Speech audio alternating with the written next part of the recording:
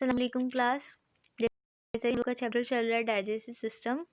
तो हमने कहाँ तक पढ़ लिया था? स्मॉल इंटेस्टाइन पढ़ लिया। इसमें हमने लिवर और पेनक्रियाज जो ग्लैंड्स वो पढ़ लिए थे। आज हम जो पढ़ेंगे वो लार्ज इंटेस्टाइन है। ठीक है, आपने देखा है कि एब्जॉर्प्शन हो चुकी है। 90% आप ये कह लें कि एब्जॉर्प्शन हो चुकी है स्मॉल इंटेस्टाइन में। अब जो मज़ीद थोड़ी बहुत एब्जॉर्प्शन रह गई है वो लार्ज इंटेस्टाइन में होगी। ठीक है, लार्ज इंटेस्टाइन स्मॉल इंटेस्टाइन से जो भी आ रहा होगा वो लार्ज इंटेस्टाइन में आएगा और वहाँ पे थोड़ी बहुत एब्जॉर्प्शन होगी। लेकिन ज़्यादातर जो लार्ज इंटेस्टाइन का जो मेन फंक्शन है वो है इसका कि इसको रिमूव करना है undigested materials from the body. मतलब जो हल नहीं हुआ, जो एब्जॉर्ब नहीं हुआ, उसको बाहर निकालना है बॉडी से। और जो इसका ज़्यादातर काम जो जितने सॉल्ट्स और वाटर वगैरह रह गए हैं एब्ज़ॉर्ब होने से, उनको एब्ज़ॉर्ब करके अनडाइजेस्टेड फूड जो पार्टिकल्स हैं उनको बाहर निकाल देगा लार्ज इंटेस्टाइन। अब जो लार्ज इंटेस्टाइन के जो पार्ट्स हैं वो 3 पार्ट्स पे कंसिस्ट करता है। जैसे कि हमने उसमें पढ़ा था स्मॉल इंटेस्टाइन में, स्मॉल इंटेस्टाइन के 3 पार्ट्स होते हैं, ड्यूडेनम, जिजिनम, इलियम।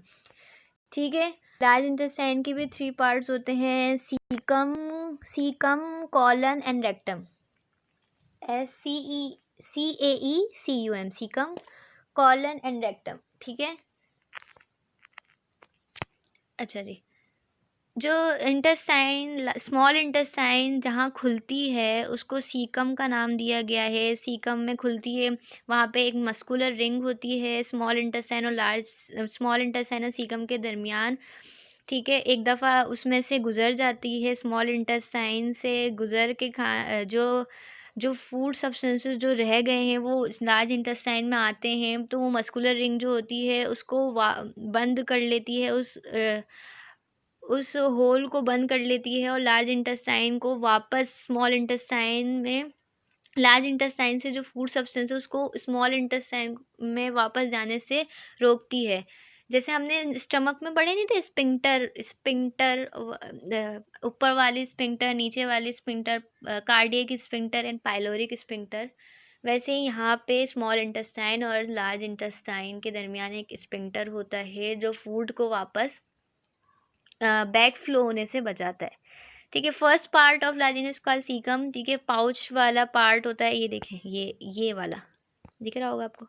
ये पाउच वाला पार्ट जो स्टार्ट होता है, ये सबसे नीचे जो है ना, बिल्कुल ये देखेंगे, ये लेबल हुआ हुआ है, आप लोग अपनी बुक में देख लीजिएगा इसको। सीकम, ये पाउच जैसा सब पार्ट होता है। ठीक है, इसको सीकम कहा जाता है। यहाँ इसमें से देखें एक फिंगर जैसी प्रोजेक्शन निकल रही है, देखिए हल्की सी ना, ये प्रोजेक्शन, फिंगर लाइक प्रोजेक्शन निकल रही है जिसको अपेंडिक्स कहा जाता है, वर्मीफॉर्म अपेंडिक्स। ठीक है, इसका कोई काम नहीं होता। अपेंडिक्स का कोई हमारी डाइजेशन में बिल्कुल 1% भी रोल नहीं होता, ये बस ऐसे ही हमारी बॉडी में है और इसका कोई काम नहीं होता। अगर इसमें गलती से खाना चल जाए तो उल्टा हमारे लिए मज़ीद प्रॉब्लम हो जाती है, हमें कोई डिज़ीज़ कॉज हो जाती है हमें। इसलिए इसका बॉडी में होना ना होना एक बराबर है। अगर ये हमारी बॉडी में नहीं भी होती तब भी हमारी बॉडी को कोई असर नहीं होता। हमारी, आपको पता है हमारी बॉडी में ईच एंड एवरी चीज़ का कोई ना कोई काम है, लेकिन इस अपेंडिक्स का हमारी बॉडी में कोई काम नहीं है। ठीक है, ये पाउच लाइक सब्सटेंस है सीकम। ठीक है, ये हो गया first part of large intestine, जिसमें स्मॉल इंटेस्टाइन से जो भी चीज़ आ रही है वो स्मॉल इंटेस्टाइन से सीकम में आएगी। सीकम ऊपर की तरफ आ रहा है, सीकम ऊपर की तरफ खुल रहा है। ठीक है, जिसे ट्रांसफ़र को सॉरी ऊपर की तरफ ऊपर की तरफ जा रहा है। ठीक है, और फिर एक बीच से फिर दोबारा क्रॉस होता हुआ दोबारा नीचे की तरफ आ रहा है और फिर ये रेक्टम में खुल रहा है।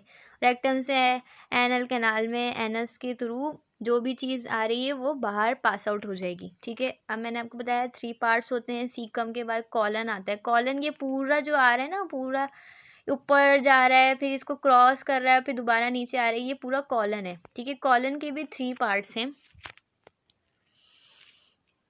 कॉलन के जो हैं 3 पार्ट्स हैं। ठीक है, कॉलन जो ऊपर की तरफ जा रहा है उसको असेंडिंग कॉलन कहा गया है। ठीक है, जो बीच में ये जो लटक रहा है इसको ट्रांसफर कॉलन कहा गया है, ट्रांसफर कॉलन लिखा हुआ है देखें। और ये जो बीच में पार्ट है ये इसको असेंडिंग कॉलन, जो सॉरी बीच का जो पार्ट है उसको ट्रांसफर कॉलन कहा गया है। जो ऊपर की तरफ जा रहा है उसको असेंडिंग कॉलन कहा गया है। सीकम से ऊपर जा रहा है असेंडिंग कॉलन, फिर ये क्रॉस होते हुए ट्रांसफर कॉलन, ट्रांसफर कॉलन से ये दोबारा मुड़ के नीचे की तरफ आ रहा है, इसको डिसेंडिंग कॉलन कहा गया है। ठीक है, यही पूरा ये एक लार्ज इंटेस्टाइन के पार्ट्स हैं। ठीक है, सीकम से कॉलन है, कॉलन के 3 पार्ट्स हैं, ascending, transfer and descending colon. ठीक है, डिसेंडिंग कॉलन फिर फाइनली एक रेक्टम में खुल जाता है और रेक्टम से एनल कैनाल में। मैंने आपको जैसे कि बताया इसका ज़्यादा रोल नहीं होता है एब्जॉर्प्शन में। सॉल्ट एंड वाटर अगर रह जाते हैं मज़ीद तो फिर उसको ये एब्जॉर्ब कराता है, और फिर जो अनडाइजेस्टेड चीज़ें होती हैं उसको पास आउट कराता है। रेक्टम में स्टोर होता है थोड़ी देर के लिए वो अनडाइजेस्ट सब्सटेंसेस में बैक्टीरिया वगैरह आ जाते हैं, आपके बाइल पिगमेंट्स आ जाते हैं जो आपकी बॉडी को नीड नहीं है, वो सब चीज़ें उसमें आ जाती हैं। आपके जो डाइजेस्ट सिस्टम में जो सेल्स हैं जो कि डेड हो चुके हैं वो वहाँ से झड़ के उसके अंदर शामिल हो जाते हैं अनडाइजेस्टेड फूड सब्सटेंसेस में, और फिर वो इसके साथ शामिल हो जाते हैं। बैक्टीरिया अगर आपके फूड सब्सटेंस में साथ आ गया तो उसको भी वो इसके साथ शामिल कर देते हैं। ये सब चीज़ें शामिल करके एक अ, उसको आपकी बॉडी से बाहर निकालना होता है। तो रेक्टम में थोड़ी देर स्टोर होता है, उसके बाद फिर वो पास आउट हो जाता है आपकी बॉडी से। ठीक है, अब ये तो हो गया आपके लार्ज इंटेस्टाइन। आते हैं ये, अब आपका पूरा डाइजेशन कंप्लीट हो गया है यहाँ पे। ठीक है, अब जो थोड़ी सी आप पढ़ लें इसको कि गट के डिसऑर्डर्स क्या होते हैं। डिसऑर्डर मतलब बीमारियाँ, कि आपके जो डाइजेस्टिव ट्रैक्ट में कुछ बीमारियाँ होती हैं जिसकी वजह से आपको प्रॉब्लम क्रिएट हो सकती है। 3 बीमारियाँ यहाँ लिखी गई हैं, डायरिया, कॉन्स्टिपेशन एंड अल्सर। आप लोगों ने इन सब के नाम सुने होंगे। डायरिया जो है आम ज़बान में उसको मोशन कहा जाता है। अच्छा, इसके ये होता क्यों है? अगर आपकी लार्ज इंटेस्टाइन में वाटर और सॉल्ट पूरे तरीके से एब्जॉर्ब ना हो सके और वो ऐसे ही आपकी बॉडी से पास आउट होता रहे। मोशन में क्या होता है, आपके वाटर पास आउट होता है, बहुत ज़्यादा अनडाइजेस्टिव फूड सब्सटेंस के साथ वाटर भी बाहर निकल रहा होता है, जिसकी वजह से आपको डिहाइड्रेशन हो जाती है। डिहाइड्रेशन मतलब आपकी बॉडी में पानी की कमी हो जाती है, ये डायरिया। ठीक है जी, जिसकी वजह से आपकी बॉडी में वाटर की कमी की वजह से और भी आपकी बॉडी का बैलेंस ख़राब हो जाता है, फिर आपको इसका इलाज करवाना पड़ता है। ठीक है, आपको इसकी वजह से आपको बहुत चीज़ें फ़ील होती हैं, आपको पेट में दर्द होता है, आपको उल्टियों वाली फीलिंग आती है जिसे नोज़िया कहा जाता है। ये लिखा हुआ है नोज़िया, NAUSEA, नोज़िया। फ़ीवर हो जाता है। ठीक है, वीकनेस हो जाती है।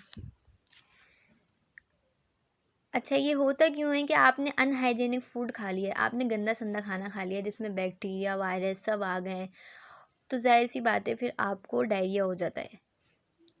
ये अनहाइजेनिक फूड खाने की वजह से आपको डायरिया होता है।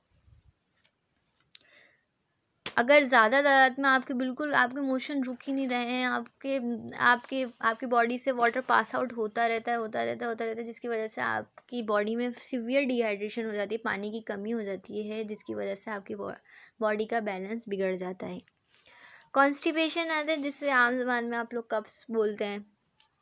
अच्छा, इसमें डायरिया में एब्जॉर्प्शन नहीं हो पाती वाटर की। ठीक है, यानी वाटर एब्जॉर्ब नहीं हो पाता और वो जैसे हम पीते हैं वैसे ही आपकी बॉडी से पास आउट हो जाता है, ठहरता ही नहीं है आपकी बॉडी में पानी। अब जो कॉन्स्टिपेशन है ना, उसमें एक्सेसिव ज़्यादा एब्जॉर्प्शन हो जाती है वाटर की अनडाइजेस्टिव फूड सब्सटेंस के साथ, जिसकी वजह से बहुत ज़्यादा वाटर इतना ज़्यादा एब्जॉर्ब हो जाता है कि वो अनडाइजेस्ट फूड सब्सटेंस को सख्त बना देता है, जिसकी वजह से वो आपकी बॉडी से पास आउट नहीं हो पाता।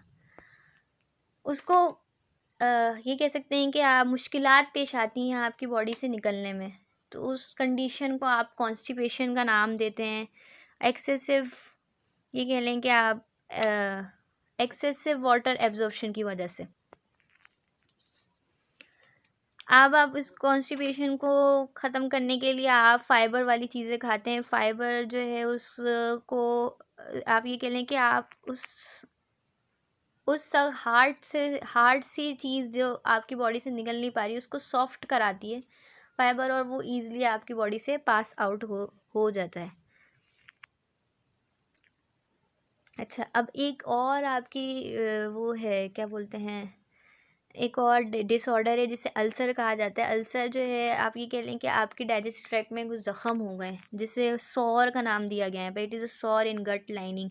गट लाइनिंग मतलब ये कि आपकी वॉल में डाइजेस्ट सिस्टम की वॉल में या कहीं भी हो सकता है। अल्सर आपके स्टमक में हो सकता है, आपकी इंटेस्टाइन में हो सकता है, कहीं भी किसी भी डाइजेस्ट सिस्टम के किसी भी पार्ट में हो गया, उसको आपने अल्सर का नाम दिया। ज़ख़म हो गया है, सॉर हो गया है, उसको आपने अल्सर का नाम दे दिया है, ठीक है। गैस्ट्रिक अल्सर, आप उसको स्टमक में हो गया तो उसको गैस्ट्रिक अल्सर कह रहे हैं।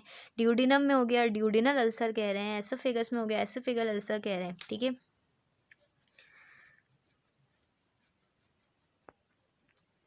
ये होता क्यों है आपको? आपने स्पाइसी फूड खा लिया है या फिर ज़्यादा कॉफ़ी पी ली है, स्मोक ज़्यादा कर लिया है, इसकी वजह से आपको अल्सर हो जाता है। जिसकी आपके पास सिम्टम्स क्या आते हैं, आपके पेट में दर्द होता है जिसकी वजह से, या फिर आपके वज़न बहुत तेज़ी से गिरने लग जाता है। ये इसकी यही है कि आप इसकी मेडिसिन लें, इसकी डॉक्टर से इलाज कराएं, बस फिर ये आपका अल्सर जो है रिकवर हो पाएगा, ठीक है। ये 3 डिसऑर्डर हैं जो आपकी बॉडी में लिखे हुए हैं, ओह सॉरी सॉरी आपकी बुक में लिखे हुए हैं। बाकी हमारा ये चैप्टर एंड हो गया है यहाँ पे, ठीक है। ओके, अल्लाह हाफिज़।